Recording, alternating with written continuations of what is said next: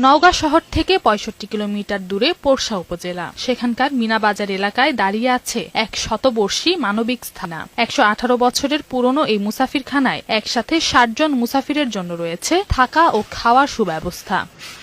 ১৯০৮ সালে তৎকালীন জমিদার খাদেম মোহাম্মদ শাহ তার নিজ মঞ্জিলের পাশেই প্রথমে একটি মাটির ঘর নির্মাণ করে এর নাম দেন মুসাফিরখানা। এর ব্যয় নির্বাহের জন্য দান করে গেছেন ৮০ বিঘা জমি। প্রতিষ্ঠানটির নিজস্ব মার্কেটের আয়, বর্গা দেয়া জমির ফসল এবং স্থানীয়দের সহায়তায় পরিচালিত হচ্ছে এই মানবিক কার্যক্রম। পোরশার মানুষ যে আতিথ্যপরায়ণ লোক এবং তারা যে আসলে অতিথি বান্ধব, সেটা এই মুসাফিরখানা না দেখলে আপনারা বুঝতে পারবেন। মুসাফিরখানায় প্রতি বুধবার দুপুরে এলাকার দরিদ্র মানুষের জন্য আয়োজন করা হয় বিশেষ ভোজের, যেখানে শতাধিক মানুষ তৃপ্তি ভরে আহার করেন। রমজান মাস জুড়ে থাকে বাড়তি আয়োজন, ইফতার ও সেহরির বিশেষ ব্যবস্থা। মুসাফিরখানার পাশেই রয়েছে ঐতিহাসিক মসজিদ। দূর দূরান্ত থেকে অনেকে এসে এখানে খুঁজে নেন প্রশান্তি। আমি মুসাফিরখানা সম্পর্কে অনেক তথ্য জেনেছি।